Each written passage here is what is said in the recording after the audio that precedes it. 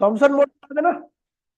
देखिए पहले बात तो इस चैप्टर में हम पढ़ेंगे केवल इलेक्ट्रॉन के बारे में, और कुछ नहीं पढ़ना, केवल किसके बारे में पढ़ना है, इलेक्ट्रॉन के बारे में। थॉमसन ने कहा था भैया कि एटम जो होता है वो इलेक्ट्रिकली न्यूट्रल होता है, ठीक है। और जैसे प्लम होता है ना हलवा, हलवे के अंदर काजू बादाम ऐसे धसे होते हैं, तो उसी प्रकार से इलेक्ट्रॉन धसा होता है, और जो हलवा होता है वो पॉजिटिव चार्ज होता है। क्या होता है?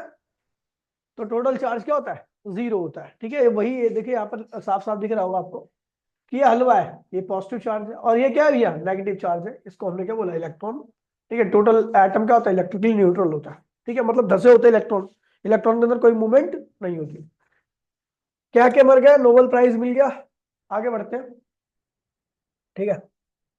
इसके बारे में बहुत ज्यादा डिटेल में बता रहा। Failure of Thompson model. देखिए थॉमसन मॉडल का फेलियर जो है, सबसे बड़ा फेलियर है कि ये स्पेक्ट्रल लाइन को डिफाइन नहीं कर रहा था। इन्होंने बोला इलेक्ट्रॉन धसे होते हैं, है ना। इलेक्ट्रॉन अगर धसे होंगे तो उनकी कोई ऑर्बिट नहीं होगी, वो ग्राउंड स्टेट से एक्साइटेड स्टेट में नहीं आ सकते क्योंकि धसे हुए हैं, है ना। लेकिन हम जानते हैं कि स्पेक्ट्रल लाइन बनती है, और स्पेक्ट्रल लाइन जब भी बनती है जब इलेक्ट्रॉन ग्राउंड से कहा जाए, एक्साइटेड स्टेट में जाए। अब यहाँ पे अगर इलेक्ट्रॉन सारे धसे होंगे तो वो एनर्जी गेन करने के बाद भी ग्राउंड से एक्साइटेड स्टेट में नहीं आएंगे, और स्पेक्ट्रल लाइन नहीं बनेगी, लाइमन बारबर पास्चन ये सब नहीं बनेगा। लेकिन बनता है, इसका मतलब इनका मॉडल क्या है? बेवकूफ बनाने वाला है। दूसरा, इनका जो एटम है ना, इनके हिसाब से उसमें माइनस चार्ज और प्लस चार्ज एक ही जगह पे रहते हैं, ठीक है। तो अगर मैं अल्फा पार्टिकल को छोड़ू तो ये तो न्यूट्रल है पूरा। तो अगर मान लो कोई अल्फा पार्टिकल यहां से आ रहा है तो उसके पाथ में कभी कोई चेंज नहीं आएगा, क्योंकि ये वाला सिस्टम इसको ना तो अट्रैक्ट कर रहा है ना रिपेल कर रहा है ना। लेकिन हम जानते हैं कि रदरफोर्ड एक्सपेरिमेंट में जो पार्टिकल पास से गया था वो मुड़ गया था, क्योंकि पता है आपको भैया कि न्यूक्लियस उसको रिपेल कर रही थी। और इनके अकॉर्डिंग एटम के ऊपर कोई चार्ज ही नहीं होता। टोटल चार्ज क्या होता है? पॉजिटिव और नेगेटिव का इफेक्ट क्या होता है? जीरो होता है। तो इसलिए जो स्कैटरिंग हो रही थी ना, जो पाथ चेंज हो रहा था, किसका? रदरफोर्ड एक्सपेरिमेंट में, वो इस वाले मॉडल से नहीं पता लग रहा था। आगे बढ़ते हैं। रदरफोर्ड एक्सपेरिमेंट, और इसे गिगर मार्शल एक्सपेरिमेंट कहते हैं। आपने इसके बारे में पढ़ा होगा 10th क्लास में भी। इन्होंने क्या किया भैया, एक गोल्ड फॉइल चारों ओर ऐसे गोल करके बना दिया, ठीक है। यहां पर आपने इन्होंने क्या किया? निकल, ठीक है, ये निकल क्रिस्टल है, इसके अंदर एक रेडियो एक्टिव सब्सटेंस डाल दिया, ठीक है। और रेडियो एक्टिव सब्सटेंस, अच्छा ये gold foil, sorry gold foil ये नहीं, और ये है गोल्ड फॉइल, और ये फ्लोरोसेंट स्क्रीन है। देखिए ये क्या है? फ्लोरोसेंट स्क्रीन है। ये क्या है? गोल्ड फॉइल है। और यहां पर क्या है भैया? रेडियो एक्टिव सब्सटेंस, जो कि क्या है? Alpha particle, alpha alpha particle को एमिट कर रहा है। तो यहां से अल्फा पार्टिकल निकला, ठीक है। और वो जैसे ही गोल्ड फॉइल के पास पहुंचा तो देखा गया बहुत सारे, यानी 99% अल्फा पार्टिकल क्या हो गए? सीधे सीधे निकल गए। इसका मतलब गोल्ड फॉइल के आर पार हो रहे, इसका मतलब एटम का ज्यादातर पार्ट क्या होता है? खाली होता है। कुछ अल्फा पार्टिकल क्या हुए? अपने रास्ते से थोड़ा बहुत डेविएट हुए, ठीक है। और 10,000 में से मात्र केवल एक अल्फा पार्टिकल क्या हुआ? पीछे की तरफ आए। आपने सुना होगा, पढ़ा भी होगा, ठीक है। तो कोई नई कहानी नहीं बता रहा मैं आपके लिए, ठीक है। ऑब्जर्वेशन पे आते सीधा, ठीक है। ऑब्जर्वेशन कहती है कि ये है डेविएशन। ये क्या है? डेविएशन का मतलब होता है कि जैसे ये अल्फा पार्टिकल निकला और ये गोल्ड फॉइल है, ठीक है। तो ऐसे ही जाना चाहिए था, लेकिन ये अल्फा पार्टिकल थोड़ा सा इधर मुड़ गया है ना। तो इस वाले एंगल को हम क्या कहते हैं भैया? यहां जा रहा था ना, लेकिन अब वो यहां पे निकल गया, तो इसे कहते हैं डेविएशन, ठीक है। इसे क्या कहते हैं? इनिशियल वेलोसिटी वेक्टर और फाइनल वेलोसिटी वेक्टर के बीच के एंगल को हम क्या कहते हैं? डेविएशन। क्या कहते हैं? डेविएशन। तो कह रहे हैं भैया बहुत सारा, बहुत बड़े, देखिए इस ग्राफ को समझिए, दिख रहा है एंगल, ये एंगल है, और ये क्या है? नंबर ऑफ अल्फा पार्टिकल है। तो नंबर की संख्या बहुत ज्यादा थी, देखो नंबर बहुत ज्यादा थे कब? जब थीटा की वैल्यू क्या थी? बहुत कम थी। लेकिन जैसे जैसे थीटा बढ़ता गया, नंबर क्या हुआ? नीचे आता गया। थीटा, और देखियो थीटा इतना कर दिया तो उनकी संख्या क्या होगी? और कम होगी। मतलब कि ऐसे अल्फा पार्टिकल की वैल्यू संख्या बहुत ज्यादा थी जिनके अंदर बहुत, देखिए नंबर बहुत ज्यादा है लेकिन डेविएशन क्या है? बहुत कम है। लेकिन यहां पर देखिए डेविएशन बहुत ज्यादा है तो उनका नंबर क्या है? बहुत कम है। तो मतलब बहुत सारे अल्फा पार्टिकल थे जो बहुत छोटे एंगल से डेविएट हुए, ठीक है। और लेकिन बहुत कम ऐसे अल्फा पार्टिकल थे जो बहुत बड़े एंगल से डेविएट हुए थे, ठीक है। ये हो गया, ठीक है। तो इसका मतलब deviation is inversely proportional to number. जितना ज्यादा डेविएशन अल्फा पार्टिकल की संख्या क्या होगी उतनी, और जितना कम डेविएशन अल्फा पार्टिकल की संख्या उतनी ज्यादा होगी। ऑब्जर्वेशन में और देखा गया, कहा कि भैया 9000 में से केवल एक अल्फा पार्टिकल क्या हुआ, 90 डिग्री का डेविएशन हुआ। मतलब वो ऐसे आ रहा था, लेकिन जैसे ही गोल्ड फॉइल में आया तो वो क्या हुआ, लगभग ऐसे निकल गया। ऐसे जा रहा था तो इनिशियल वेलोसिटी वेक्टर ये है और फाइनल वेलोसिटी वेक्टर क्या है ये, इनके बीच में एंगल कितना हो रहा है, 90 डिग्री का। तो इनकी संख्या 9000 थी, मतलब 9000 छोड़ूंगा मैं, 9000 अल्फा पार्टिकल छोड़ूंगा तो उसमें से केवल एक पार्टिकल ऐसा करेगा, बाकी सब क्या होंगे, ऐसे निकल जाएंगे। लेकिन 10,000 में से करीबन, नहीं तो 10,000 में से कुछ अल्फा पार्टिकल थे, 10,000 में से एक अल्फा पार्टिकल जो कि ऐसे गया और ऐसे ही वापसी आ गया। मतलब इनिशियल वेलोसिटी वेक्टर यहां पर है और फाइनल वेलोसिटी वेक्टर यहां पर है, दोनों के बीच में एंगल कितना है, 180 डिग्री का। कितना है, ठीक है। तो ये थी ऑब्जर्वेशन। कंक्लूजन क्या निकला, कंक्लूजन भी आप लोग अच्छे से जानते होंगे। क्या निकला कंक्लूजन, कि बहुत सारे अल्फा पार्टिकल सीधे सीधे निकल गए। तो इसका मतलब क्या है कि एटम का बहुत सारा पार्ट क्या होता है भैया, एम्प्टी होता है। दूसरा, यहां पर कुछ अल्फा पार्टिकल स्कैटर्ड हो रहे थे, डेविएट हो रहे थे। डेविएट जब भी हो सकते हैं, हमें पता है अल्फा पार्टिकल के ऊपर क्या चार्ज होता है, पॉजिटिव। कैसा होता है, और जैसे ये गोल्ड की न्यूक्लियस से इंटरेक्ट करते तो डेविएट ही आता है। इसका मतलब इसके ऊपर भी क्या है, पॉजिटिव चार्ज है। क्या है ये, अगर नेगेटिव होता तो ये इसको खींच लेता अपनी तरफ, लेकिन हम देख रहे हैं कि भैया इसके पास जाते के साथ ही अल्फा पार्टिकल का रास्ता क्या हो गया, चेंज हो गया, दूर हट गया उससे। मतलब रिपल्शन हो रहा है। रिपल्शन कब होगा, जब अल्फा पार्टिकल के ऊपर अल्फा पे कैसा चार्ज है, पॉजिटिव। तो गोल्ड की न्यूक्लियस पे भी कैसा चार्ज हो गया, तो हमने बोला भैया गोल्ड की न्यूक्लियस पे ऑलमोस्ट जो भी पॉजिटिव चार्ज होता है कहां पे होता है, सॉरी, एटम के ऊपर जो भी पॉजिटिव चार्ज होता है वो कहां पे होता है, न्यूक्लियस में होता है। और न्यूक्लियस काफी डेंस और भारी स्ट्रक्चर होता है, ठीक है। तो ये सब बताया गया, ठीक है। आगे बढ़ते भैया, बात करते हैं डिस्टेंस ऑफ क्लोजेस्ट अप्रोच। अब ये थोड़ी डेरिवेशन टाइप का, ठीक है, कुछ भी नहीं है। कि अल्फा पार्टिकल जब बहुत दूर था, क्या था, तो न्यूक्लियस और अल्फा पार्टिकल के बीच में, देखिए न्यूक्लियस के ऊपर पॉजिटिव चार्ज होता है, अल्फा पार्टिकल के ऊपर भी पॉजिटिव चार्ज होता है। दो पॉजिटिव चीजें एक दूसरे से इंटरेक्ट करती है, रिपेल करती है, ठीक है, रिपेल करके एक दूसरे से इंटरेक्ट करती है। और जहां पे इंटरेक्शन होता है वहां पर पोटेंशियल एनर्जी आती है। क्या आती है, लेकिन अभी अल्फा पार्टिकल क्या था, गोल्ड की न्यूक्लियस से बहुत दूर था। क्या था, जब बहुत दूर होगा तो इन दोनों के बीच में किसी प्रकार का कोई भी इंटरेक्शन, और इंटरेक्शन नहीं होगा तो पोटेंशियल क्या होगी, जीरो होगी। लेकिन हम जानते हैं अल्फा पार्टिकल चल रहा है कितनी वेलोसिटी से, v वेलोसिटी से, तो इसके पास काइनेटिक कितनी होगी, हाफ। तो इस कंडीशन में इस वाले ए पॉइंट पर जो टोटल एनर्जी होगी क्या होगी, पोटेंशियल प्लस, तो ये होगी आपकी टोटल एनर्जी। अब ये अल्फा पार्टिकल क्या हुआ, जाने लगा। जैसे जैसे अल्फा पार्टिकल पास पहुंच रहा है, आपको पता है इसके ऊपर कैसा चार्ज है, पॉजिटिव। अल्फा के ऊपर भी कैसा चार्ज है, पॉजिटिव। दोनों के बीच में क्या हुआ, रिपल्शन हो रहा है, लेकिन फिर भी जा रहा है। अब ये क्या हुआ, यहां पर आके अल्फा पार्टिकल रुक गया रिपल्शन की वजह से, ठीक है। अब रुक गया तो जो डिस्टेंस पहुंचता है, जहां तक ये पहुंचता है, जितनी दूरी होती है किसके बीच में, गोल्ड की न्यूक्लियस और अल्फा पार्टिकल के बीच में, उसी को हम क्या कहते हैं, डिस्टेंस ऑफ क्लोजेस्ट अप्रोच। क्या कहते हैं, यहां पर हम देख रहे हैं अल्फा पार्टिकल गोल्ड की न्यूक्लियस से इंटरेक्ट कर रहा है। जब करेगा तो इसका मतलब कौन सी एनर्जी आएगी, पोटेंशियल एनर्जी। और पोटेंशियल एनर्जी का फॉर्मूला होता है दो चार्ज के बीच में, वो होता है के Q1 Q2 अपॉन में, के की वैल्यू आप सबको पता है, Q1 क्या है, अल्फा पार्टिकल के ऊपर चार्ज, उसकी वैल्यू होती है 2e, क्या होता है, और न्यूक्लियस के ऊपर जो चार्ज होता है Ze, क्या होता है, और दोनों के बीच में डिस्टेंस क्या है, क्लोजेस्ट वाला r0, क्या है, ये होगी पोटेंशियल एनर्जी आ गई। अच्छा देखिए, यहां पे आके अल्फा पार्टिकल रुक गया तो काइनेटिक क्या होगी, जीरो होगी। टोटल एनर्जी क्या होगी, काइनेटिक प्लस। तो भैया कहता है according to law of conservation of energy, इस पॉइंट की एनर्जी बराबर में इस पॉइंट की एनर्जी, TA बराबर में TB। TA की वैल्यू कितनी है, इसके बराबर, और TB की वैल्यू कितनी है, इसके बराबर। तो हमने इसे दोनों को इक्वेट कर दिया। इक्वेट करने के बाद आप देखोगे, इक्वेट करने के बाद, ठीक है, ये क्या है, kinetic energy of alpha particle क्या है, और ये क्या है, डिस्टेंस ऑफ क्लोजेस्ट अप्रोच। तो R0 की वैल्यू क्या होगी, ये हो जाएगी। हम देख रहे हैं अल्फा पार्टिकल की काइनेटिक जितनी ज्यादा होगी, डिस्टेंस ऑफ क्लोजेस्ट अप्रोच का उतना, क्योंकि भैया जब काइनेटिक ज्यादा रहेगी, यूनिवर्सली छोड़, जब अल्फा की काइनेटिक ज्यादा रहेगी तो ज्यादा ताकत के साथ क्या होगा, गोल्ड की न्यूक्लियस के पास जाएगा। अब एनर्जी ज्यादा है तो बहुत क्लोज जाएगा न्यूक्लियस के, तो R0 की वैल्यू क्या होगी, कम हो जाएगी।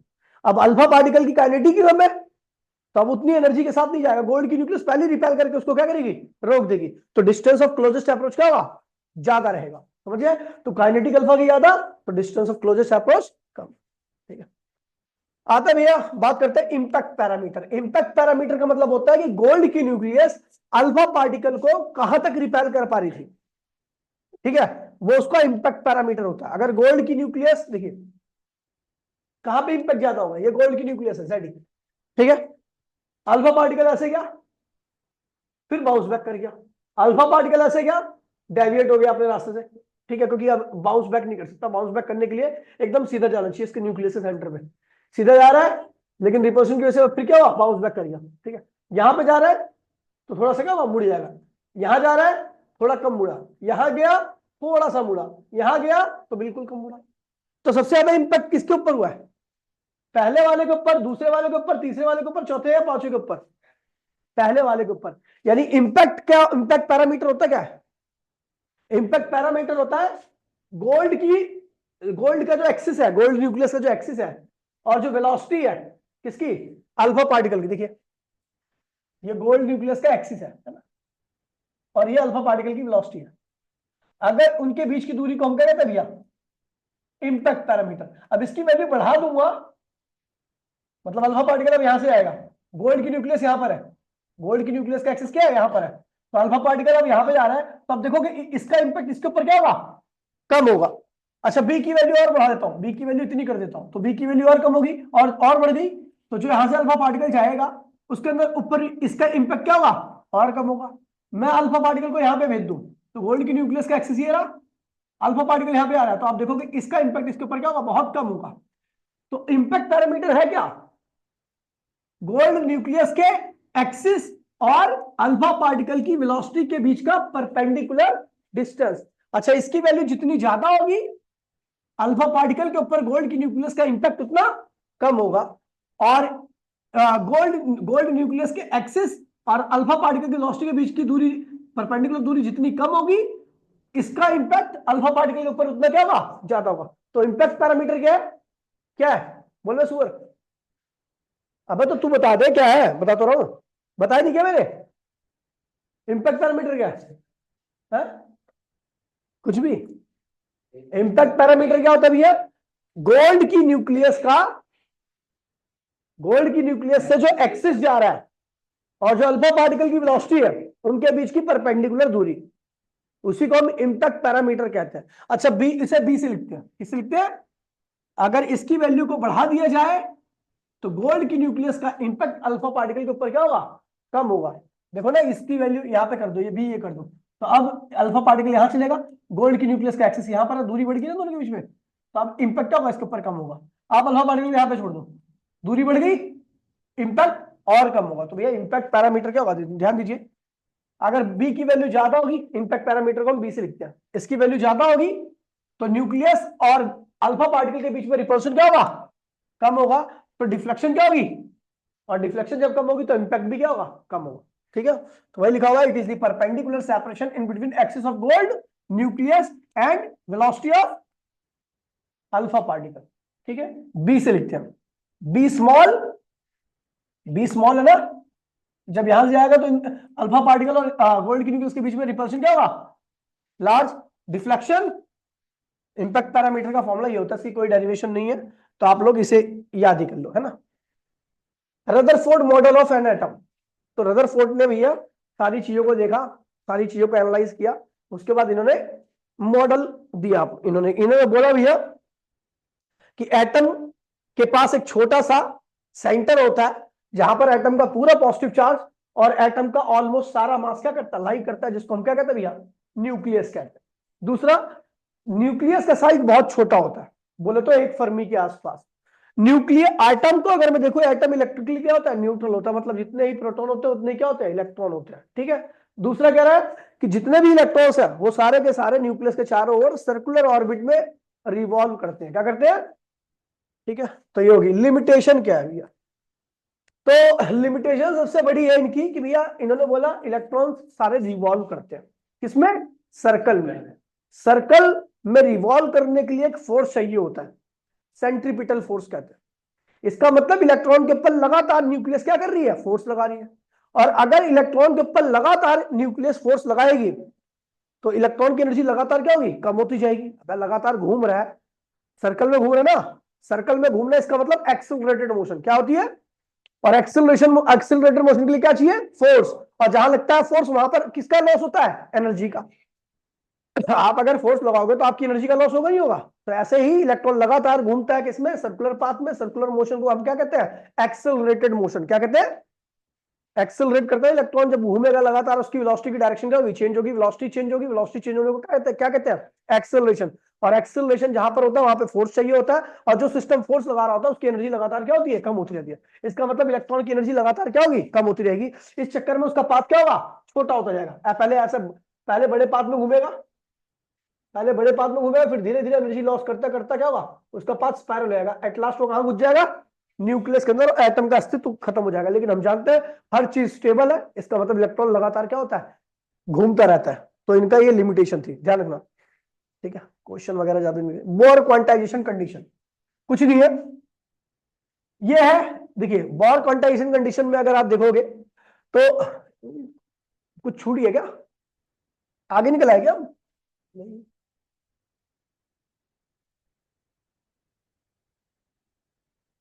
नहीं, ठीक है ठीक है। बोर क्वांटाइजेशन कंडीशन क्या कहती है, देखिए कहती है कि भैया अगर इलेक्ट्रॉन पहली ऑर्बिट में घूम रहा है, किसमें घूम रहा है, इसकी रेडियस क्या ऑर्बिट की, r1 क्या है। तो इलेक्ट्रॉन एक मैटर है, क्या है, मास होता है ना, जो जिसके पास मास होता है उसको हम मैटर कहते हैं।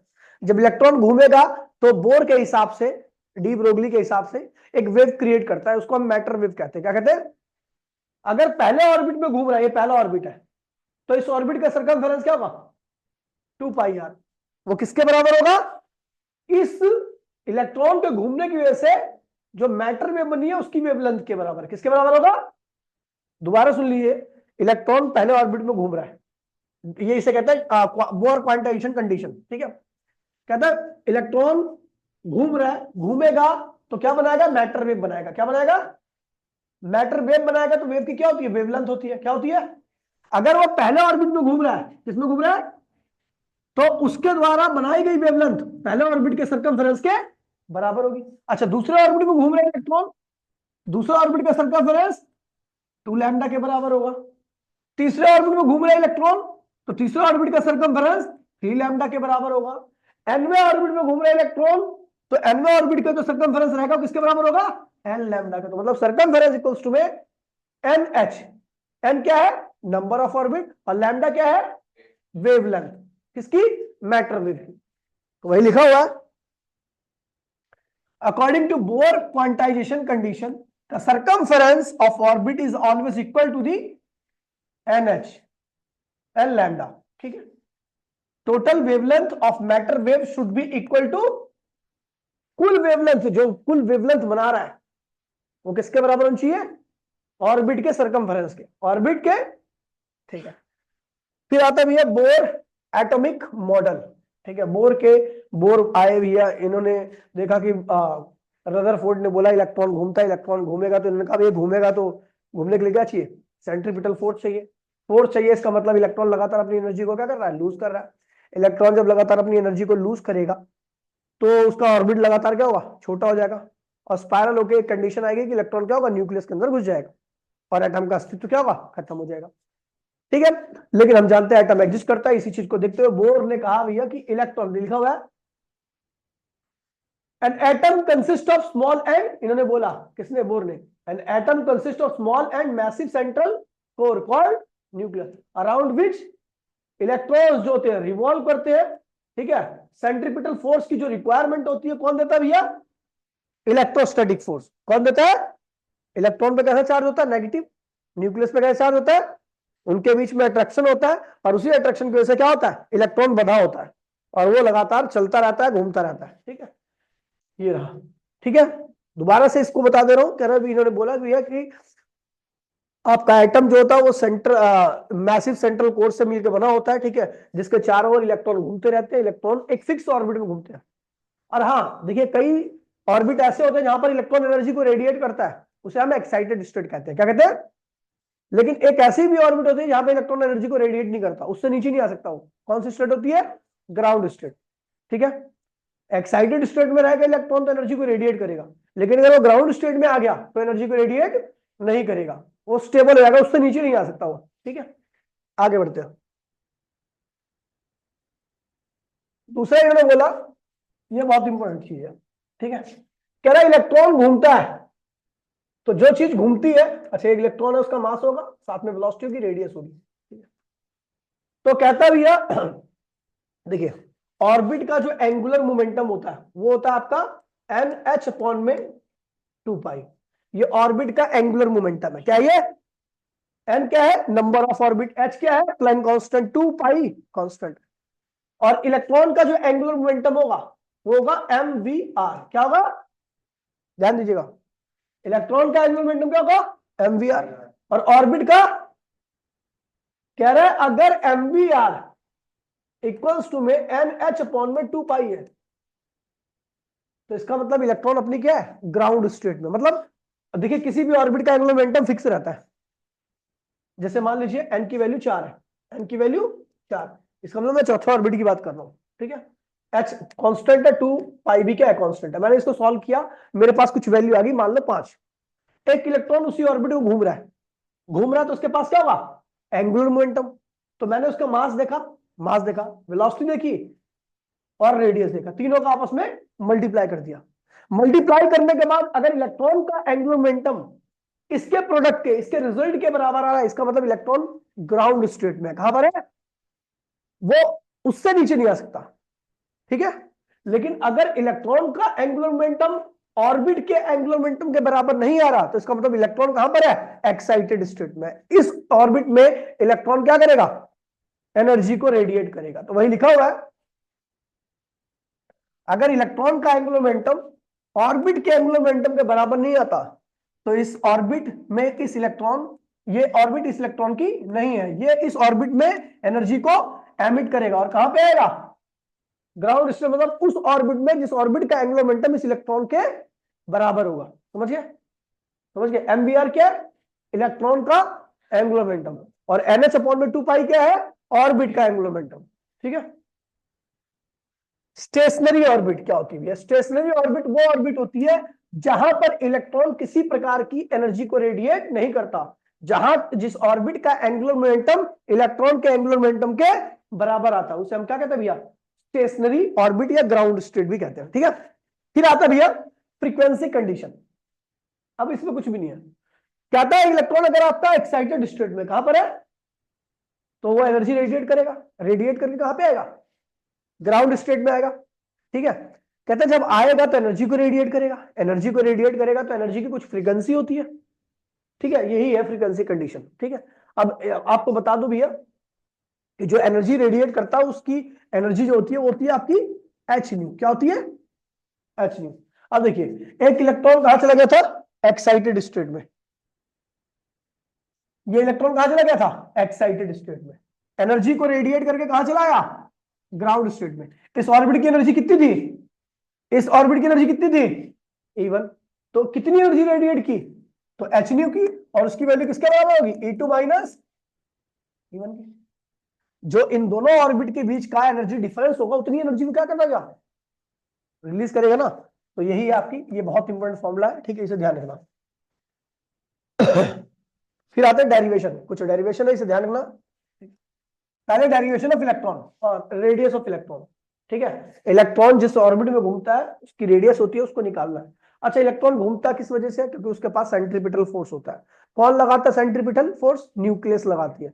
न्यूक्लियस के द्वारा लगाया गया सेंट्रीपिटल फोर्स किसके बराबर होता है? इलेक्ट्रोस्टैटिक फोर्स के, जिसकी वैल्यू क्या होती है? के Q1 Q2 अपॉन में के क्या है? कांस्टेंट। Q1 क्या है? न्यूक्लियस के ऊपर चार्ज। Q2 क्या है? इलेक्ट्रॉन के ऊपर चार्ज। और R क्या है? ऑर्बिट की रेडियस। इसको सॉल्व कीजिए, आपका ये आ गया। अच्छा, ये देखिए, ये इलेक्ट्रोस्टैटिक फोर्स है। क्या है ये? इसी ने इलेक्ट्रॉन को बांध रखा है ऑर्बिट में। ये नहीं होता तो इलेक्ट्रॉन ऑर्बिट के चारों ओर घूमता नहीं, वो सीधा क्या होता है? ऐसे होता तो कहीं निकल जाता, ऐसे ऐसे चला जाता। इलेक्ट्रॉन की अपनी वेलोसिटी होती है। देखिए, कोई भी सेंट्रीपिटल फोर्स कभी भी किसी को घुमाता नहीं है, केवल वो ऑर्बिट में बांध के रखता है। जैसे गाय को या किसी को भी ठीक है, एक सुअर ले लो, सुअर को क्या करो, रस्सी में बांध दो, रस्सी में बांध करके खूंटे में बांध दो, और उसमें सुअर में 4-5 डंडे बजाओ, तो सुअर कैसे चलेगा, घूमेगा ना, क्यों, रस्सी से बंधा हुआ है। रस्सी से नहीं बंधा तो सुअर क्या करता, बुर्र, यानी रस्सी से बंधने की वजह से वो क्या हो रहा है, घूम रहा है। बाकी सुअर की अपनी वेलोसिटी है ना, सुअर की वेलोसिटी अपनी है, लेकिन घूम किस वजह से रहा है, क्योंकि वो रस्सी से बंधा है। तो यहाँ पर जो इलेक्ट्रोस्टैटिक फोर्स है यानी सेंट्रीपिटल फोर्स है, वो केवल क्या करता है, बांध के रखता है सेंटर से। बाकी इलेक्ट्रॉन जो घूम रहा है उसकी खुद की वेलोसिटी है, समझ गए। तो यहाँ पर बाधा किसने है, इलेक्ट्रॉन और न्यूक्लियस के बीच में लगने वाला इलेक्ट्रोस्टैटिक फोर्स, जिसकी वैल्यू क्या है, ये रखी है, ठीक है। To keep the electron in orbit, ठीक है, हमें क्या चाहिए, ऑर्बिट में इलेक्ट्रॉन रहे, वही घूमे, उससे बाहर नहीं निकले, तो क्या चाहिए इसका। और यहाँ पे सेंट्रीपिटल फोर्स किसके बराबर है, इलेक्ट्रोस्टैटिक फोर्स के। सेंट्रीपिटल फोर्स का खुद का फॉर्मूला होता है, घूमने वाली चीज का मास, घूमने वाली चीज की वेलोसिटी का स्क्वायर, और उसकी रेडियस, इसके बाद यहां से काटा पीटी कीजिए, ठीक है, काटा पीटी कर ही लोगे, एक आर से एक आर कैंसिल हो गया, एम वी स्क्वायर आर, यहाँ पे साइड में रखता हूं मैं इसको। आपको पता है इलेक्ट्रॉन का एंगुलर मोमेंटम किसके बराबर होता है, NH अपॉन में 2 पाई के, यानी ऑर्बिट के एंगुलर मोमेंटम को, तो वेलोसिटी निकाल लीजिए यहाँ से आगे। अच्छा, इस वेलोसिटी जो आपने निकाली है NH अपॉन में 2 पाई mr, उसकी वैल्यू का आप यहाँ पे रख दीजिए, ठीक है, सॉल्व कीजिए। ये आपका एक रेडियस आ रहा है, ये रेडियस का फॉर्मूला है इलेक्ट्रॉन में। इसमें आपको बता दूं यहाँ पर सारी चीजें कांस्टेंट है, ये पूरी टर्म क्या है, कांस्टेंट है, केवल n स्क्वायर क्या है, वेरिएबल है। ये z भी ले लो तो z भी वेरिएबल हो सकता है, ठीक है। तो सारी चीजों को हटा दोगे, तो अगर आप देखोगे तो यहाँ पे आपको इन सारे कांस्टेंट को अगर मैं सॉल्व करूं, सारे कांस्टेंट को सॉल्व करूं, तो मेरी आएगी 0.53 एंगस्ट्रॉम, क्या आएगी, सारे कांस्टेंट। तो इसलिए आपको इतना बड़ा फॉर्मूला नहीं याद करना, केवल आप यही याद करना कि भैया रेडियस क्या होती है, 0.53 एन स्क्वायर एंगस्ट्रॉम। जेड लगा दे, जेड एक ले लिया मैंने, हाइड्रोलाइक पार्टिकल के वैल्यू होता ना। अच्छा, एक चीज और देखो यहाँ पे, आप देख रहे हो कि यहाँ पे जो रेडियस है वो एन स्क्वायर के डायरेक्टली है। इसका मतलब क्या हुआ कि पहली ऑर्बिट ये न्यूक्लियस है, पहली ऑर्बिट मान लीजिए यहां पर है, तो दूसरी ऑर्बिट क्या होगी, इसके स्क्वायर टाइम्स दूर होगी इतनी, तीसरी ऑर्बिट क्या होगी, और दूर होगी। मतलब इनके बीच का गैप क्या होता है, अनइक्वल रहता है, क्योंकि एन स्क्वायर जैसे ऑर्बिट बढ़ेगी वैसे वैसे गैप भी क्या होगा, लगातार बढ़ता रहेगा ऑर्बिट्स के बीच का, ठीक है। और यहाँ पर ये देखो, यहाँ पे लिखा हुआ है मैंने, ठीक है, ऑर्बिट का जो रेशियो आता है वो क्या था, 1:2। पहली ऑर्बिट अगर 1 मीटर पे है तो दूसरी ऑर्बिट कहाँ होगी, 4 पे, तीसरी ऑर्बिट तो क्या ऐसे बढ़ता रहेगा, डिस्टेंस अनइक्वल रहता है इनके बीच का। और आपका फॉर्मूला ये है जेड एक्चुअल में, ठीक है, 0.53 एम स्क्वायर, और जेड भी लगा दो, ठीक है। फिर आता है यह स्पीड ऑफ इलेक्ट्रॉन, कुछ भी नहीं है, आपने देखा था इलेक्ट्रॉन का एंगुलर मोमेंटम किसके बराबर है, ऑर्बिट के, और हम रेडियस भी जानते हैं, ठीक है। तो हमने इस रेडियस की वैल्यू को यहाँ पे पुट कर दिया, इस रेडियस की वैल्यू को यहाँ पुट कर दिया, काटा पीटी की है। अब यहाँ पे भी कांस्टेंट है बहुत सारी चीज, देखो, है ना। अब देख रहे हैं इलेक्ट्रॉन की जो वेलोसिटी है वो किसके डायरेक्टली है, z अपॉन में n के। z ज्यादा होगा तो वेलोसिटी ज्यादा क्यों होगी, z मतलब क्या होता है, प्रोटॉन की संख्या, क्या होती है, प्रोटॉन की संख्या ज्यादा होगी तो वेलोसिटी ज्यादा क्यों, रीजन बड़ा सिंपल है, प्रोटॉन सेंटर पे ज्यादा होंगे तो इलेक्ट्रॉन को जो सेंटर की तरफ खिंचाव मिलेगा वो ज्यादा मिलेगा। ज्यादा खींच, जब आप किसी चीज को ज्यादा तेजी से खींचोगे तो उसकी स्पीड क्या होती है, ऑर्बिट में बढ़ जाती है।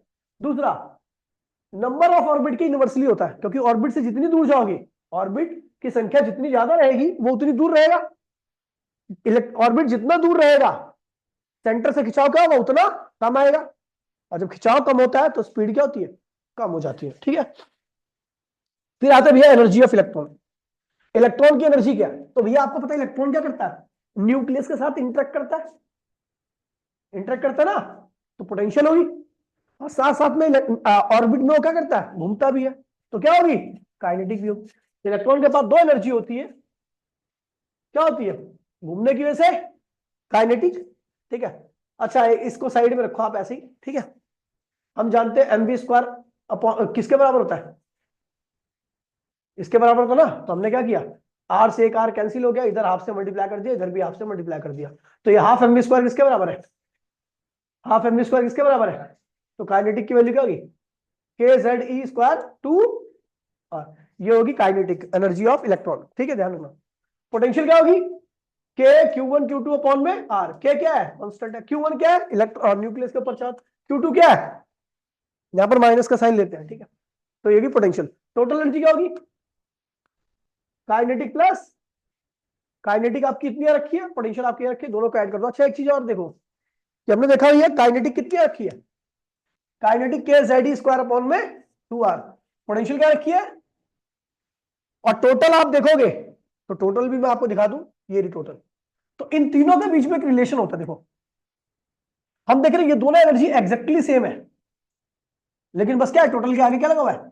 माइनस। इसका मतलब kinetic energy is equals to में negative of total energy. Kinetic किसके बराबर होती है? टोटल के, लेकिन नेगेटिव के। दूसरा हम देख रहे हैं ये दोनों भी सेम है, लेकिन यहां पे क्या लगा है? 2 फालतू लगा। इसका मतलब आप टोटल को अगर 2 से डिवाइड कर देते हुए तो किसके बराबर होगा? सॉरी, अगर मल्टीप्लाई कर दोगे, देखिए ठीक है, अगर आप देखो ये है तो एक पूरा पूरा यहाँ पे 2 से डिवाइड कर दो और यहाँ पे 2 से मल्टीप्लाई कर दो, डिवाइड करने पर क्या बन गया पूरा का पूरा? तो potential energy is 2 times of total energy. तो ये फॉर्मूला काफी ज्यादा यूजफुल होता है। एक क्वेश्चन भी मैंने परसों कराया था, इसी के ऊपर कराया था, ठीक है। अच्छा अब रेडियस की वैल्यू आप रख दो, रेडियस की वैल्यू आपने निकाली ना, n square h square upon में 4 पाई एम के स्क्वायर जेड स्क्वायर, ठीक है। तो ये लगाया था, ठीक है। इसकी वैल्यू को आप यहां पे रख दोगे, ठीक है। सॉल्व करोगे तो आपको दिखेगा टोटल एनर्जी की एक और फॉर्म आती है, बड़ी तगड़ी सी फॉर्म है ये, आपको याद करने की आवश्यकता ही नहीं है, ठीक है। ये टोटल एनर्जी आ गई। अब यहाँ पे ये एनर्जी नेगेटिव है, क्या है?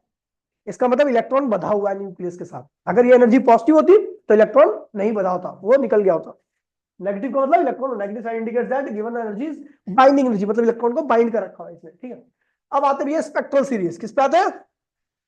स्पेक्ट्रल सीरीज कब बनती है? जब आपने एनर्जी देख ली है, एनर्जी देख ली ना, ऊपर ड्राइव की, जब इलेक्ट्रॉन एक्साइटेड स्टेट यानी E2 से कहां पे आए? ग्राउंड स्टेट यानी E1 की तरफ, तो वो क्या करता है? एनर्जी रिलीज करता है। उसकी वैल्यू किसके बराबर होती है?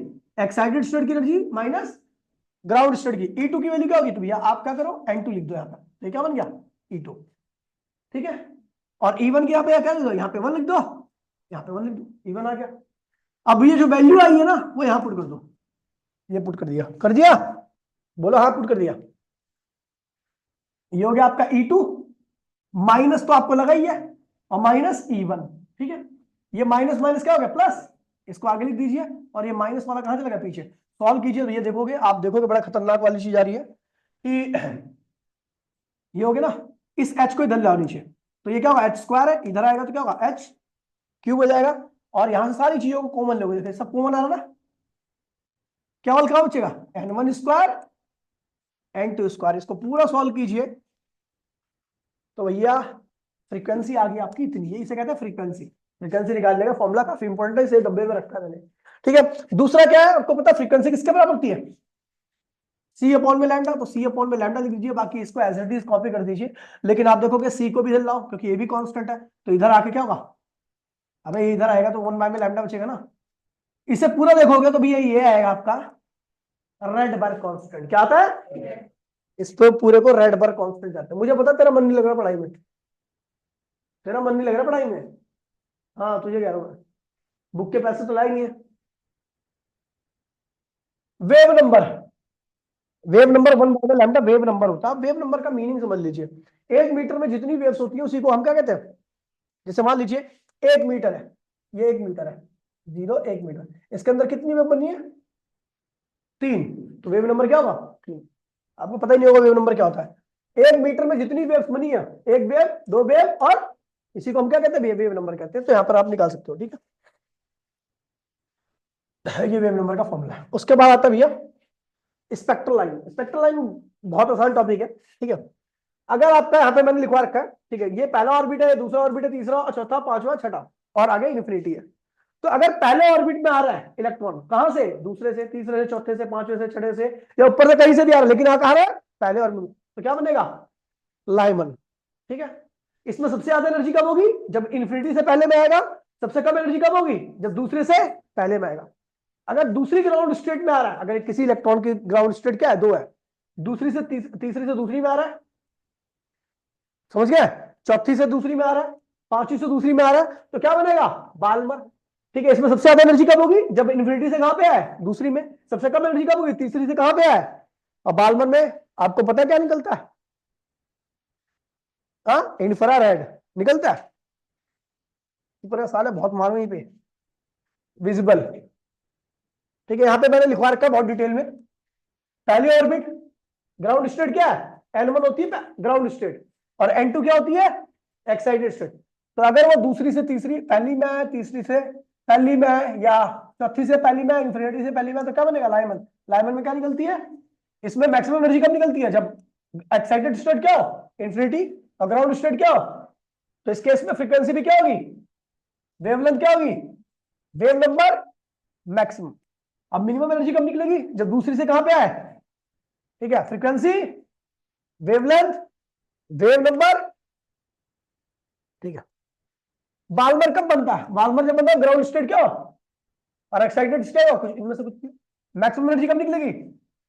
ठीक है, मिनिमम एनर्जी कब निकलेगी पता है? चलो भैया, पास्चन। ठीक है, और ये इंफ्रारेड समझे ना, इसमें बहुत ज्यादा है नहीं। पास्चन कब बनता है? पास्चन में रेड और इंफ्रा, मतलब थोड़ा लाल कलर साथ में गर्मी। ये कब होता है? ग्राउंड स्टेट क्या होती है आपकी? थर्ड ऑर्बिट होती है, एक्साइटेड स्टेट में कुछ भी होती है। मैक्सिमम एनर्जी कब निकलेगी? इन्फिनिटी से अब क्या है? 3 में। मिनिमम एनर्जी कब निकलेगी? ब्रैकेट। समझ गए? अब मैं बता नहीं रहा, आगे बढ़ता हूं। ठीक है, फिर आता भैया एनर्जी बैंड डायग्राम। क्या आता है? एनर्जी बैंड डायग्राम बिल्कुल सेम है। ठीक है, आपको पता है हर ऑर्बिट की पहले, और अगर एनर्जी का मैंने फॉर्मूला निकाला ऑलरेडी, अगर आप सारे कांस्टेंट को सॉल्व करोगे ना, तो इन सबकी वैल्यू क्या आएगी? 13.6 आएगी, है ना।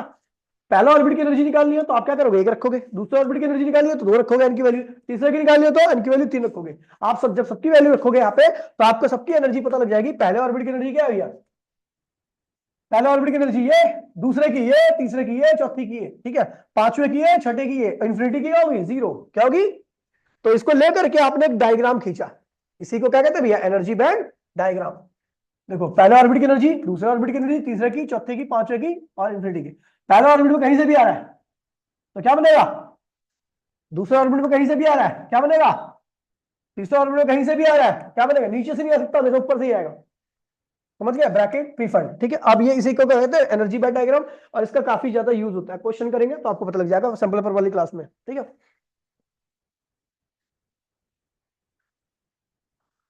फिर आता है भैया लिमिटेशन ऑफ बोर। तो बोर की सबसे बड़ी लिमिटेशन क्या थी? कि इन्होंने बोला सर्कुलर ऑर्बिट में घूमता है। किसमें घूमता है? लेकिन आपको बता दूं, ये सर्कुलर ऑर्बिट के अलावा भी क्या, क्योंकि प्लेनेटरी मोशन पे बेस्ड है इनका मॉडल। अब प्लेनेटरी मोशन जो होती है वो सर्कुलर में नहीं होती, वो इलिप्टिकल ऑर्बिट में होती है। समझ गया? तो यहाँ पर एक कमी दूसरी थी, और दूसरी कमी ये थी, इनका जो मॉडल है वो स्ट्रिक्टली वैलिड है किसके ऊपर? हाइड्रोजन लाइक पार्टिकल के ऊपर। हाइड्रोजन के अलावा दूसरे पार्टिकल के ऊपर लगाओगे थोड़े बहुत क्या होगी? दिक्कत आ जाएगी। आगे बढ़ते हैं भैया। एक्साइटेशन एनर्जी, ये वो एनर्जी होती है जो इलेक्ट्रॉन को ग्राउंड स्टेट से कहां भेज दे?